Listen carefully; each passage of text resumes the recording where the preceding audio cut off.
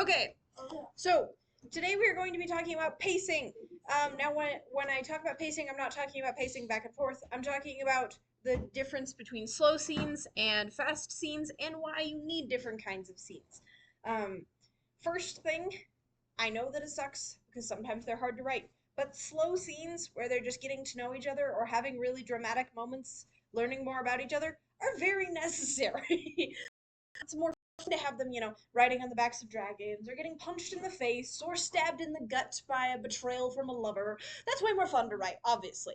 But at the same time, the slow scenes are pivotal to why we care about those scenes. Because us as readers don't know what you know. You know the character. Yes, you know them inside and out. You know every little bit about their backstory. Say at the beat of a moment, you know that if they're serials, they're upset. I don't know. You know every little quirk about them, but don't.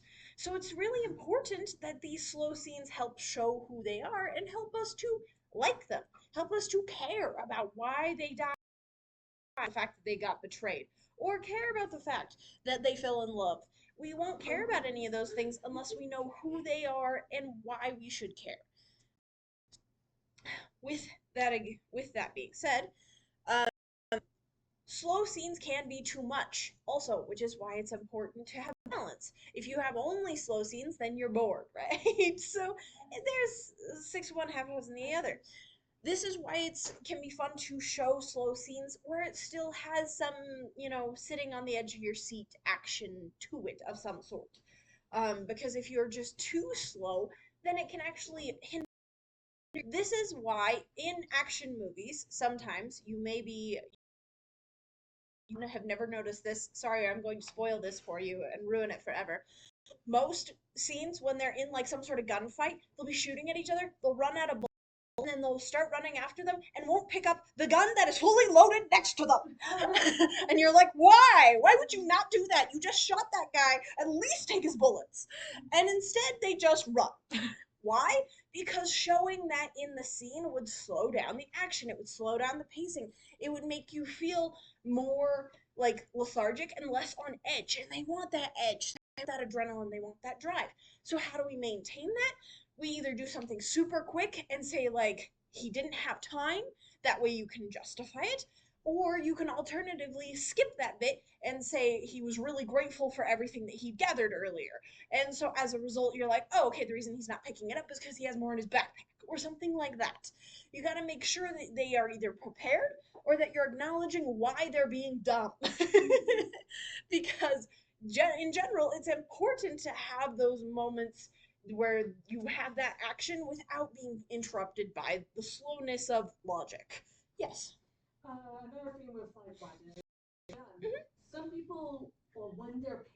They aren't thinking. It's true. It's true. So it also depends on the competency of your character, right? If they are a martial arts or military person, they're probably going to do fine under pressure. But if they're an average teenager who's in the middle of trying to escape a giant like facility or something like that, they are not thinking straight. They are just thinking door. So as a result, they're not going to pick up the gun, even though it seems like the smart thing to do. You are calm. They are not. So they aren't thinking that. Um, you are also welcome to have them beat themselves up later if they do have some dumb moment like that where they're like running towards the door and then they're like have four people with guns to their back and they're like, I should have grabbed the guns. You're welcome to have a moment where they're like, I feel stupid. Because there are moments like that, right? Where you probably had moments like that where you're panicked and you're like, ah, let's go, let's go, let's go, and then you're like, oh, I forgot the one really important thing. I remember that my girls' camp. I was at the zip line and I was like first to go, and I almost forgot to take off my bag. The really important things elude you. It's true. Yeah, I have a terrible fear of not being able to control my speed when going down. Mhm. That's why I get very anxious Well, that's on. I only I'm okay with like cars and sleds because like sleds you can just kind of lean back and the snow will kind of stop you. yeah, and everyone has different levels of what fears like cause them to be more panicked or less panicked, or what makes sets them off and makes them like super super anxious. With that being said, let's talk about when drama is necessary. Because sometimes drama is necessary, other times it's just shoved in there for no reason. You've read books like that, right? Where you're like, oh, this is a really heartfelt, cute scene, and then it's like, but my twin evil brother, and you're like, oh boy. Like, why? This is unnecessarily shoved in there. The reason that drama sometimes feels unnecessary, if and almost soap opera-ish, no offense to soap operas, that is a cool genre. It's an awesome genre. It's just usually very known for being cheesy.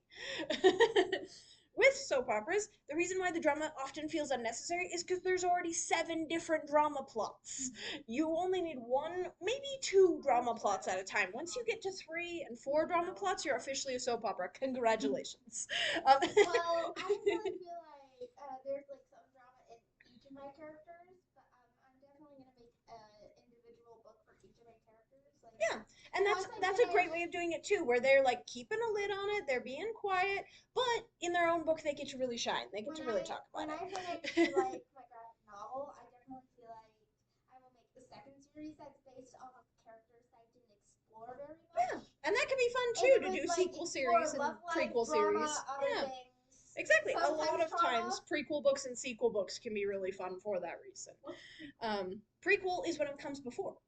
Oh, So like for example, it's the if you have a giant series with a super evil villain and then you do a book all about the villain's backstory, that would be considered a prequel because it comes before they're the villain. Yes, like the Hunger Games, Sunrise on the Reaping, and Ballad of Songbird and Snakes are I perfect actually examples have of a that. design for my character, Lily Berry. She's a gnome, but everybody wonders why she's blind in one eye. It's actually gonna explore. She actually was shot in the eye. Yeah, it's fun to explore those kinds of things in other books. But the point being is that drama can be necessary, but you can also wait to do the drama till later. And it's fun to have cool, interesting backstories, even if you only mention one sentence about it. You don't need to give them a giant monologue for them to be interesting. They can even just say one sentence, and you're like, dang, that sucks. And then we can do a prequel or sequel later if you want. But right now, you can keep it just at that, and it feels good. It just adds character and depth without going too crazy. Um, Now, next thing is fighting isn't always the answer to boredom in a scene. The reason a slow scene might feel boring, and even if you have drama, even if you have fighting in the background, even if you have this or that, is because of the fact that you have not found the most interesting part for your characters, for your readers. What about these characters is most interesting to the reader at that point? What questions are they asking? And that's what really makes it great timing wise too. I actually had this really cool moment just the other day where I was watching a TV show with one of my family members, and we were both at the same time like, I wonder why she would do that. That's kind of a random thing for her to do. And then at that exact moment, she was like, the one character turned to the other character and went, "So why are you doing this?" And I was like, "Wait, they answered my question." So oftentimes there are questions your readers are asking that you don't even know they are asking, that you can compellingly describe and compellingly answer within those boring downtime moments. And you need some boring downtime moments because without them, like I said, you don't really get to know the characters. You don't really get to answer all those questions and get to really feel those feelings because the action doesn't feel as intense if it's always intense. It's kind of like if you have someone gripping your arm really tight. At first, you're like, ah, that hurts. And then after an hour, you're like, my arm's asleep. I don't care. And it's the same thing with action. If you're not careful, you're going to grip the reader too tight to the point where they're like, my arm fell asleep an hour ago. I'm no longer interested. So, you got to be careful that you're not gripping your reader too tightly and that you allow them some room to breathe, especially because it can be fun to play with that pacing. I'm currently reading a book that the about where I'm about 1 hour away from finishing the audiobook and nothing's resolved and I'm panicking. I'm like, we do not have enough time to fix all this.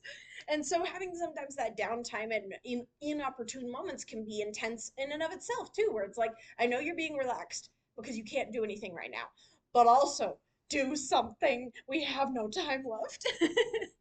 All right. Any other questions regarding pacing, regarding slow scenes, regarding making scenes more interesting? Anything that I did not cover in my little small tidbit?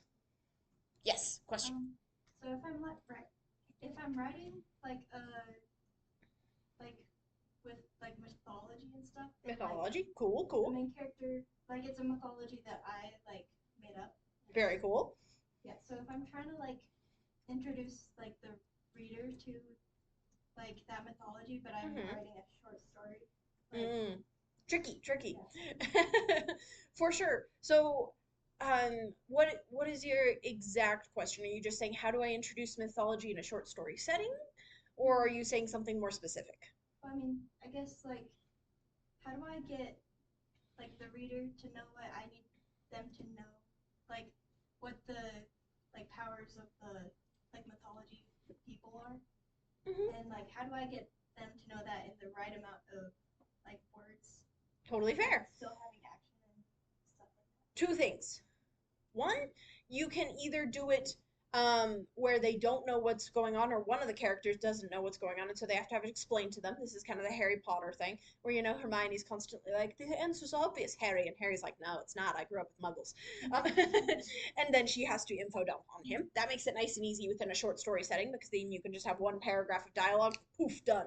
But if you don't have any characters that are unaware of their situation or completely like outside of the world building for whatever reason, then another great way to do it is think about what are the only things that are important to the plot that they know about this mythology. Because I'm sure you have a very rich, very awesome, very large tome of mythos, but they probably only need to know about 2 pages worth of that mythos in order to get the plot across. So it's important to not all the other fun stuff that you have, because even though it's fun, even though it's awesome, it will bog the story down and ultimately bog down your word count if you're in a short story. Um, so it's important to pick out which details are 100% important that I show to the reader and which ones I skip. Does that help at all? Okay, awesome. Yeah, happy to help. All right, any other questions that you guys have regarding pacing? Whether it's hello, we're asking questions about pacing right now. Whether it's fast scenes or boring scenes or fighting scenes, whatever pacing questions you guys have. Any other pacing questions you guys have?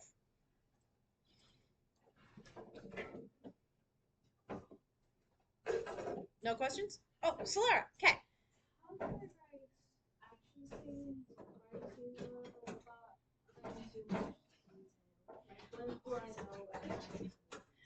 Gotcha. So how much detail is too much detail and how much isn't enough detail? Is that kind of what you're saying? Yeah, because there is a fine line. If you do too little detail, then people are like, he hit him with the what? The where? What's happening?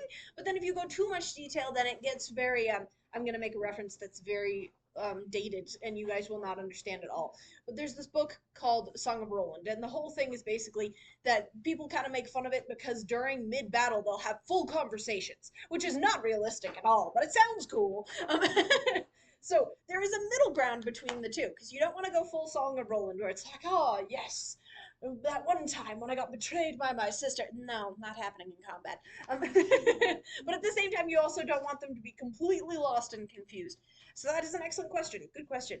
The best answer that I can give is when if you know what the action scene is supposed to look like, find something that's similar or close in screenwriting and see what they do with it because they tend to do a really great job of giving you just enough context that you know what's going on without giving too much or not enough.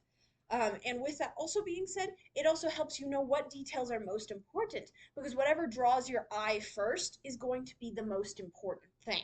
So I would actually highly recommend if you guys are struggling with describing fight scenes, watch some martial artists fight, watch some like medieval combat battles or different things like that. See what they look like and see where your eyes go first because that's the most important detail to describe. It's the most interesting thing to the reader and the thing that is going to help clear up the scene.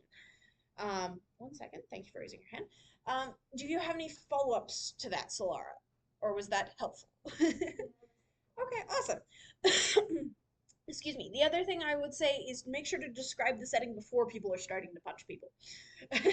Because if you describe it in the middle, it's confusing, and if you describe it after, then it's also confusing. So you got to make sure the setting is established before people start hitting each other's faces. Yes, Abby. I definitely have like an idea for like explaining like how some people fight that are like quick movements that are kind of hard to describe. You could draw or like make a second like a handbook that is how that describes how they how they take out targets like the fighting styles and magic That's fair lore, too. If like you know some explaining. certain things or want to have consistency within your lore, that's a great idea. Thank you, Abby. Do any of you guys also have other questions regarding fighting or writing boring scenes or writing dramatic scenes where they're fighting each other or having a verbal fighting scene rather than a physical punching in the face fighting scene? Any questions regarding that? Yeah. How do you like keep a reader's attention when there's no like physical fighting? It's just like Fair enough. The best thing that I can say is make sure that you know what the reader's most interested in that time. And it can be anything. There are times when I'm like, oh, I really wish I could see more of this character and this character having witty banter. It's fun to watch. And so, even if they are literally just doing research for some random thing that they need to do later in the book, it can be fun. For example, a good example of this is the Harry Potter scene where she's like, I totally remember I did some light reading. Right? That the reason why we enjoy that scene and it's not boring is because we're all like feeling related to Harry and Ron in that moment and going, "Girl, you're scary." And so it makes us laugh. It makes us invested in the story. So that would be my best thing is do your characters want more of? Even if it's not drama, even if it's not intrigue, even if it's not secrets whispered behind each other's backs. What do your readers want more of? And this is where beta readers are a great thing. Whether it's your friends or whether it's your parents or whether it's your cousin, whoever your biggest cheerleader is, give it to them and say, what are your biggest questions right now and what do you want to see more of? And generally, that's good advice because of the fact that they will know what they want to see more of, and then you can put more of that in there, into those scenes that are important but boring. Does that help? Cool. what about like what do you do like to know like what they're asking? Just get a Yep. friend. Ask someone. And if you ever don't have someone to ask, we are all here for you. You're welcome to just be like, "Hey guys, I need thoughts." That is what we were here. That is what we are here for. You're welcome to be like, "Help me, I need thoughts." Yes, that's why we are here is to help support each other, to help give each other feedback. So if you guys ever are stuck or on something, I'm happy to give feedback. Other people I'm sure would be happy to give feedback if that's something that you guys need. Any other questions about pacing and writing those kinds of things? Hello, Sadie. Yeah. I love how you make it sound like the house has no room. I mean, it's a small room. We don't usually have this many people. It is a small room. I've invaded the space. I've invaded the space. All right. So, any last questions about pacing? Whether it's writing boring scenes, writing drama scenes, writing fighting scenes. Any last questions before I turn the video off? Like, could you Yeah. like for like fighting scenes, could you just like describe and not like give like the actual name of what like the Absolutely. like, a right hook or something like that? Especially if the person does not know those names. Absolutely. However, if the person would know those names, they're like in the military or a martial artist or something like that, then I would recommend using the names. Okay. And certain moves are necessary to use the names just because they're so iconic and so most people do know them. But that's rare. Generally, the few examples I can think of are like choke hold and judo flip. Aside from that, generally, if you want to just say punched in the face, you're good. Exactly. But at the same time, it's like if you don't want to get bogged down in terminology, you can also just be like, I punched him. So you don't have to go crazy into detail. Any other questions about pacing or fighting scenes or drama? Yes. Is it more like character type things? That's Like, okay. Related. like, how can you create a character that's like a witty character, character and that's like obnoxious and annoying? And not obnoxious. So That's a real, bro. great Oh, question. that's so real. So there is a fine line between obnoxious and witty. You are correct. So I appreciate you stating that. So the main difference between a witty character and between an obnoxious character is an obnoxious character doesn't know when to stop and will make themselves a nuisance and continue to be witty, even in moments where you're like, dude, this is not the time. Actually. Exactly. It's moments. The actually is a great example. Actually, hilariously, Actually, because it's a great example. that's because those characters do tend to be really obnoxious. Why? Though it's because they'll literally be in the middle of like, I'm giving an epic speech to rouse my. And they're like, actually, and you're like, die! I hate you. But Oh, you can make it humorous too, like Yes. in Pearls where they just That is make true, this too. dramatic thing. It's like, so how would everyone rate their escape experience? Yes. So you can either go with the humorous route, which is very very fun, or if you decide not to go with the humorous route, I would say in general just make sure their wit is well timed. They know when to be witty and they know when to sit back and shut up. That is generally the difference. I definitely feel like Yes, that's true. If they're awkward and you want to show that they're awkward, absolutely. That's a good way to show that they're awkward, where it's like, I just keep talking, I'm gonna stop talking now. Yes, thought or question. so this is a thought that I just had. So I definitely feel like with that, I definitely feel like this one person's like talking to a friend, and this person's there's like this character I'm currently designing is talking to a friend, and this other person is just like, actually, that's not how it works, and then she says, you belong 6 feet under the ground. No, that's also a good way to make it funny, where the other person who they're interrupting is like, dude. It's just a friend trying to correct them, and she was like, you belong 6 feet under the ground, and they're like, Jesus. Like, chill. But yeah, so did that help answer your question? Okay, awesome. Any other questions about pacing with like I said, either drama or character development or fighting or not fighting? Yes. It was very specific. I don't know if it's in the topic of pacing. That's okay.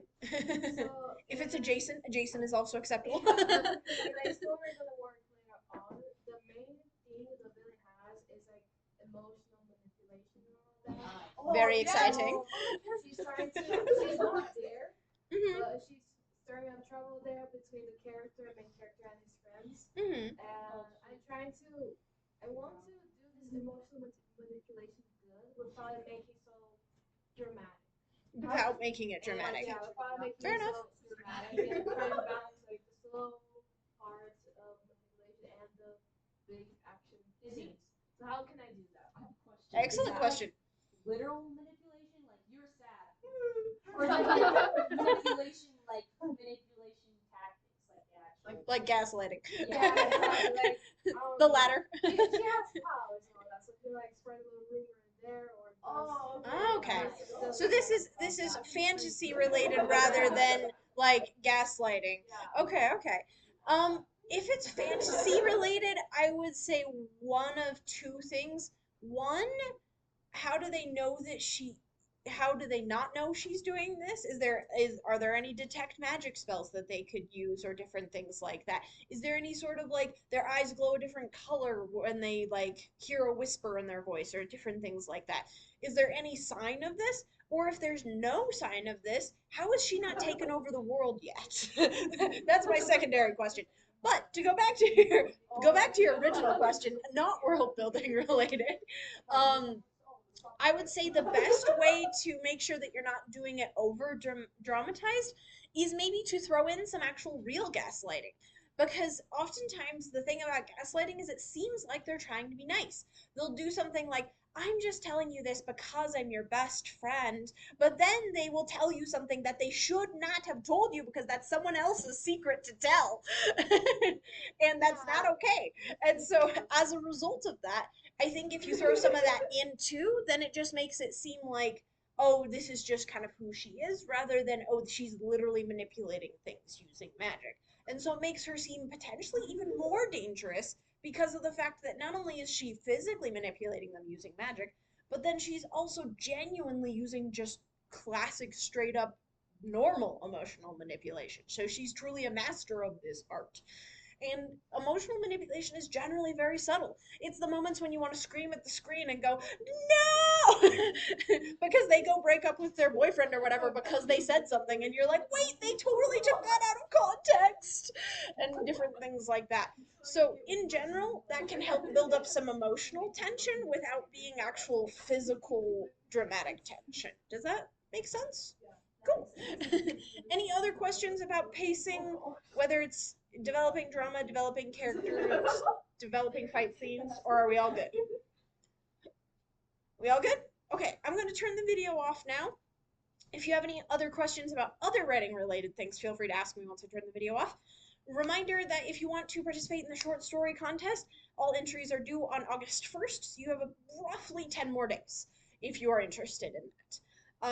And with that, keep in mind that, as always, we give you feedback on your writing afterwards. So even if you're like, this is my roughest of rough drafts, and I like couldn't get it right or whatever, we give you feedback and we try to help you be able to develop your story and your talents better as well. So it should be able to help you regardless of whether it's perfect.